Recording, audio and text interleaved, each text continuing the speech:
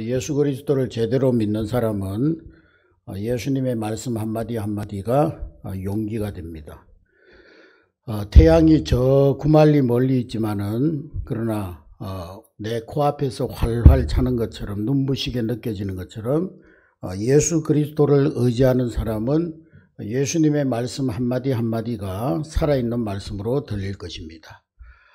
물론 예수 믿는 사람들도 때로는 어두운 세상에서 두려움과 염려에 쌓여서 살아갈 때도 있습니다. 그러나 아무리 추운 겨울에 며칠을 내려서 쌓인 눈도 태양의 빛이 봄빛이 비추기 시작하면은 사르르 다 녹아 없어진 것 같이 때로는 두려움이 염려가 우리의 마음과 생각을 사로잡을 때도 있지만은 예수님의 말씀하신 그 말씀 한마디가 우리 마음속에 임할 때 그 모든 두려움과 염려를 다 날아가 버리게 하는 줄로 믿습니다.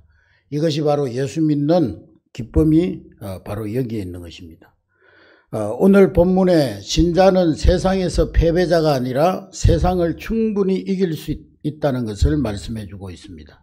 우리가 얼핏 보면은 요즘 특별히 이 세상이 온통 힘있는 권력을 가진 몇몇 사람들에 의해서 움직여지는 것 같지만은 사실은 이 세상의 역사를 움직이고 계시고 이 세상을 주관하시는 분은 하나님이십니다. 하나님이 역사의 주관자가 되시고 하나님이 우리의 생사복을 주관하고 계시는 것입니다. 우리가 때때로는 뉴스나 신문을 볼 때에 아니 하나님 살아계신다면 저럴 수가 있느냐, 왜 하나님은 저런 사람들이 세상 날개치고 세상에서 큰 소리 치도록 내버려 두실까, 그런 의문이 들 때가 많이 있죠. 저런 사람들을 하루아침에 하나님이 다 그냥 벼락을 쳐서라도 멸망을 시켜야 될 텐데 왜 하나님은 저런 사람들을 그냥 두실까 하는 그런 의문이 들 때가 많이 있습니다.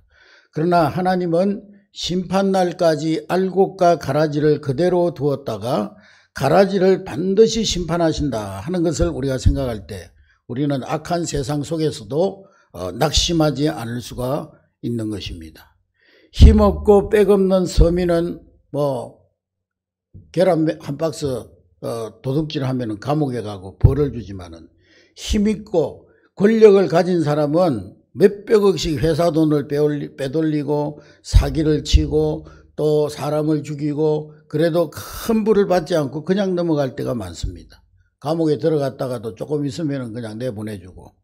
그러니 힘없고 빽없는 서민들은 정말 낙심될 때가 많이 있습니다. 그러나 오늘 본문에 보니까 불신자들이 초막절이라는 이름의 큰 종교 부흥회를 열어가지고 온 천하가 자기네들 세상인 양 떠들어도 예수님은 조용히 움직이셨습니다. 주님은 결코 무관심한 것이 아니었다는 것입니다. 그 세상 사람들이 거짓으로 판을 치는 세상 속에서도 예수님은 하나님의 일을 이루고 계셨던 것입니다. 우리가 보기에는 때로는 악한 자들이 잘 되는 것 같고 거짓이 이기는 것 같지만은 하나님조차 그들을 그대로 내버려 두시는 것 같았지만은 그러나 성도들은 그 세상의 악에 대해서 낙심할 필요가 없다 하는 말씀입니다. 그 가운데서도 예수님이 관여하셔서 어두움 안에 빛이 드러나게 하시고 반드시 진리는 승리하게 되어 있다 하는 것입니다. 따라하겠습니다. 반드시 진리는 승리한다. 빛이 임하면 어두움이 물러가듯이 하나님의 심판날에는 가라지는 영원히 꺼지지 않는 지옥불에 던져질 것이지만은 그러나 알곡은 하나님께서 의인의 무리에 든 자들은 천국 창고에 들이실 것입니다. 그러므로 우리는 악인의 형통을 보고 부러워하지 말고 불평하지 말아야 되는 것입니다. 어떤 분이 교회를 잘 다니다가 나는 교회 안 다닌다 그러면서 시험에 들었어요. 자기 교회 중직자가 교회 나가서 기도할 때는 청산유수로 기도를 잘하고 거룩거룩 하는데 세상에 나가면 인색하고 거짓말을 밥 먹듯이 하고 회사에 있는 밑에 사람들을 괴롭히고 하나님이 살아계신다면은 왜 그런 사람 하나님이 벌을 내리지 않고 오히려 잘되게 하고 오히려 더 선하고 착한 사람보다 더 잘 살게 하고 착하고 열심히 예수 믿는 사람들은 그냥 어렵게 살고 또 어떤 경우에는 어떤 큰 병에 걸려서 빨리 죽고 왜 그러냐? 하나님 살아계신다면 그럴 수가 있냐? 그러면서 그분이 교회를 안 다닌다는 거예요. 여러분, 하나님이 세상의 악한 자들을 바로 다 징계하고 즉시 하나님이 세상의 악을, 세상의 죄를 다 벌하시고 그러면은요, 뭐 우리는 살아남을 수 있었을 것 같아요?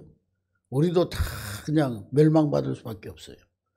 하나님이 정말 공의로만 우리를 심판하시면 하나님 앞에 살아남을 사람은 한 사람도 없습니다.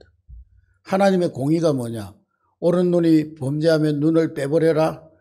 오른손이 범죄하면 그 손을 잘라버려라. 혀가 범죄하면 혀를 뽑아버려라. 그게 하나님의 공의입니다. 여러분 거짓말할 때 하나님이 여러분 혀를 다 뽑아버리고, 손으로 나쁜 짓 할 때 손모가지 잘라버리고, 눈으로 나쁜 거 보면은 눈알을 빼버리고, 그러면요 우리가 다 애꾸는 절름발이 벙어리로 살 수밖에 없어요. 그러나 하나님은 공의만 있는 하나님이 아니고 은혜와 긍휼이 있기 때문에 내가 지금 살아있는 거예요.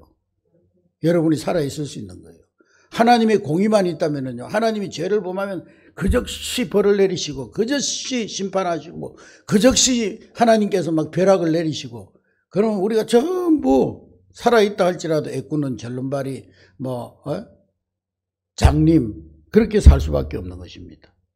하나님은 모든 사람들이 다 죄에서 회개하고 돌아오기를 오래 참고 기다리시고 인내하시는 하나님이심을 믿으시기를 주의 이름으로 축복합니다. 그러나 그 가운데서도 하나님의 심판의 역사의 수레바퀴는 천천히 돌아가고 있는 거예요. 우리가 볼 때 악인이 잘 되는 것 같지만, 그러나 하나님은 그 악인의 심판을 지금도 천천히 하나님은 하나님의 일을 이루고 계시는 거예요. 우리가 알지 못하고 깨닫지 못하는 방법으로 하나님은 하나님의 일을 이루어 가시고 지금도 이루고 계신다 하는 것입니다. 지금 예루살렘에서 유대인들이 짓고 까부는 그곳에 예수님이 조용히 그 어둠의 세계 안에 등장합니다. 그때 유대인들 대부분의 사람들은 예수님을 무시합니다. 야, 저 사람은 자칭 그리스도라고 하는 예수가 아니냐. 그러나 우리가 알기로는 그는 그 예수라는 모습, 저런 모습으로 이 세상에 올 리가 만무하다. 메시아가 어떻게 저런 모습으로 올 수 있단 말이냐. 메시아가 올 때는 자기의 출생이나 근원이 전혀 밝혀진 바가 없는 상태에서 출현해야 메시아다운 것이 아니냐. 메시아라면 뭔가 신비롭고 뭔가 특별한 모습이 있고 뭔가 능력의 모습으로 올 거니까, 저 사람은 저 나사렛 촌동네에서 목수의 아들로 태어나가지고 우리하고 평범한 사람인데 저게 무슨 메시아냐. 자기 조상들이 조상 때부터 생각해오던 그 고정관념을 가지고, 자기들이 지금까지 들어오던 그 조상들로부터 들은 그 고정관념을 가지고 메시아를 바라봤던 것입니다. 여러분, 사람들에게 있어서 제일 어려운 일은 뭐냐? 그것은요, 제가 볼 때 고정관념을 바꾸는 일, 그게 제일 어려운 것 같아요. 이 유대인들이 생각하는 메시아관은 성경에 약속된 메시아하고는 전혀 상관없는 메시아관입니다. 성경에는 분명히 메시아는 모양도 보잘것없고, 그리고 흠모할 만한 것도 없고, 볼품도 없고, 외형적으로 보면 그런 모습으로 올 거라고 그랬어요. 그리고 동정녀 마리아에게서 날 것이라고 분명하게 예언하고 있습니다. 그런데 이 유대인들이 가지고 있던 메시아가는 성경에서 이렇게 말하는 그런 메시아를 기다리고 소망한 것이 아니고, 자기 조상 때부터 오래전부터 자기가 들어왔던, 그저 생각해왔던 그런 고정관념을 가지고 메시아를 기다린 거예요. 아, 메시아라고 그러면 뭔가 또 품위도 있고, 메시아라고 그러면 뭐 화려한 궁전에서 태어나고 또 가문도 좋고 잘생기고 뭔가 신비한 능력도 있고 그래야 되는 거 아니냐.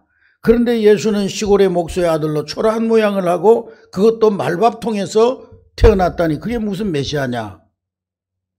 인간적으로 보면은요, 참 이치에 맞는 말 같죠. 그러나 그게 다 거짓된 생각이더라는 거예요. 그게 다 자기 고정관념에서 나온 잘못된 메시아관이더라는 거예요.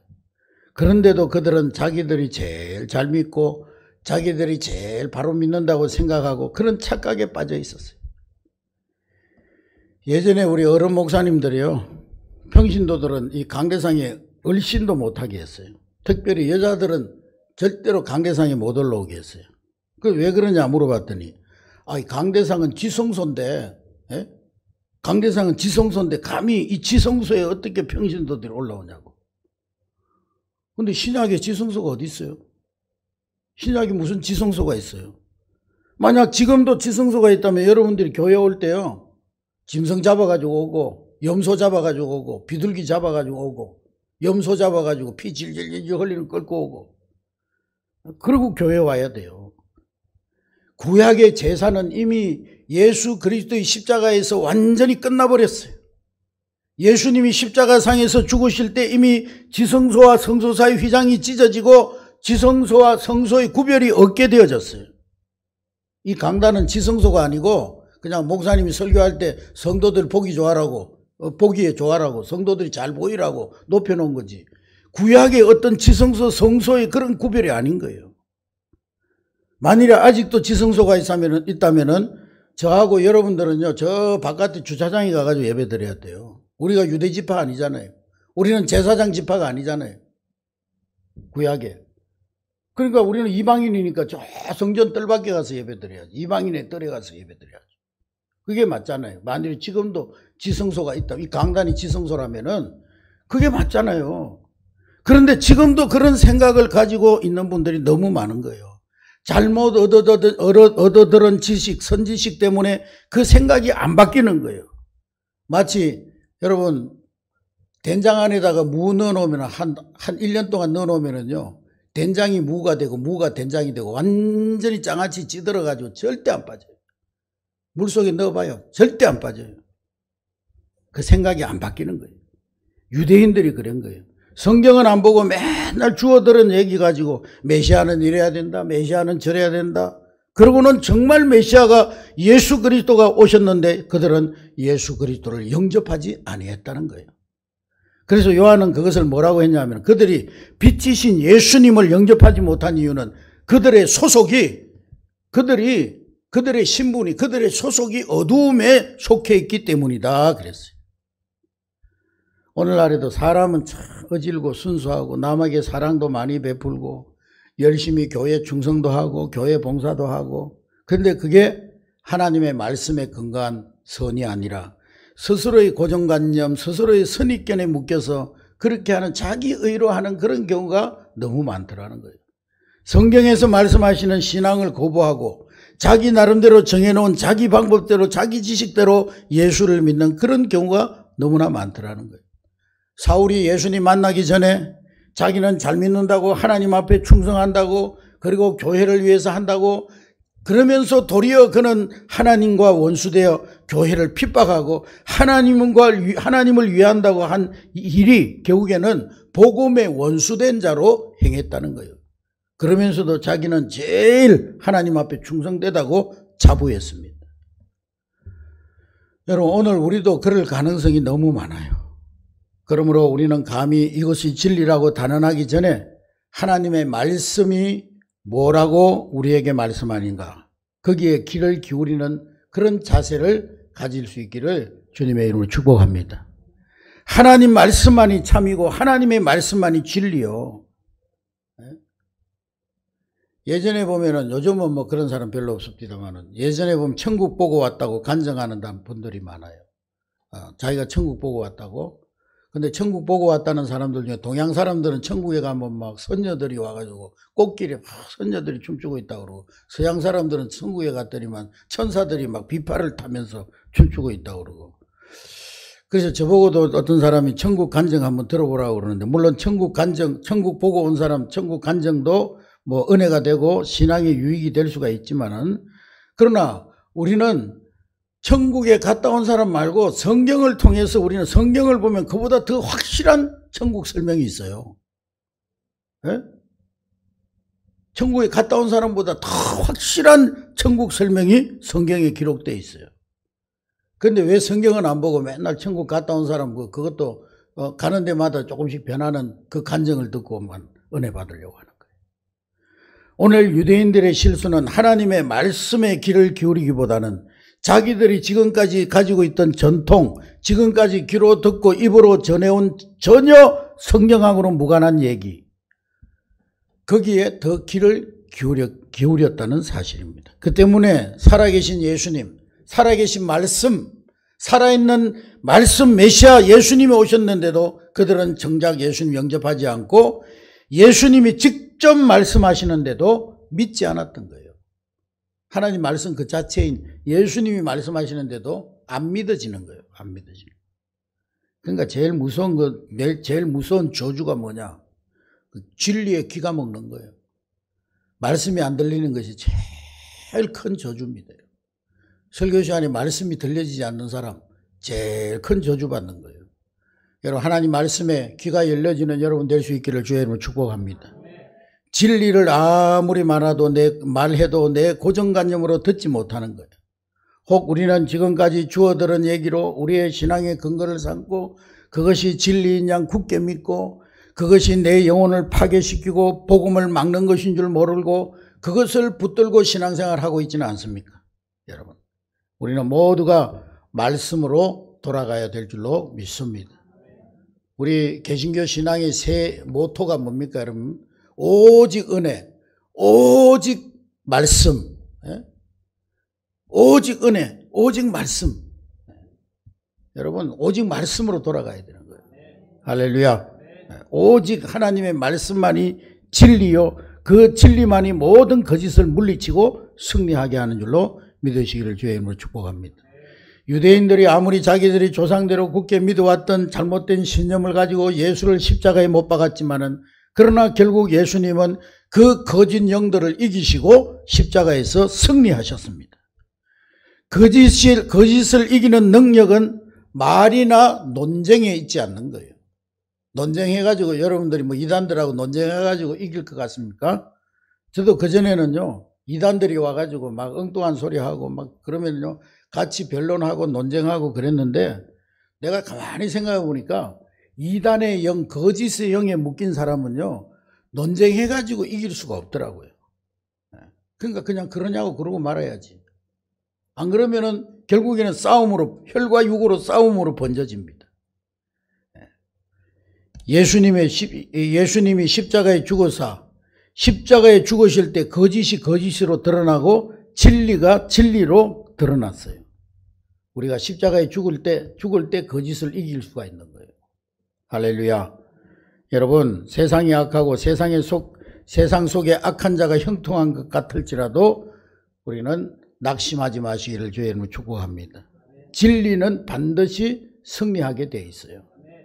요즘 우리가 볼 때 정말 거짓이 판을 치고 악의 세력들이 세상의 모든 권력과 모든 힘을 가지고 약한 자들을 짓누르고 거짓으로 진리를 이기는 것 같지만은 결국에는 진리가 승리하게 되어 있습니다. 어두움이 빛을 이기지 못하는 거예요. 어둠의 세력이 아무리 강해도요, 요 구멍만한 바늘구멍만한 그 틈만 있어 그 속으로 빛이 들어오면 어둠은 물러가는 거예요. 절대로 어두움은 빛을 이기지 못합니다. 진리가 승리하는 거예요. 오늘 언제나 진리 편에 서고 언제나 진리로 승리하며 세상을 이기고 나를 이기고 마귀를 이기고 승리하며 살아가는 저와 여러분 될 수 있기를 주의 이름으로 축복합니다. 기도하겠습니다.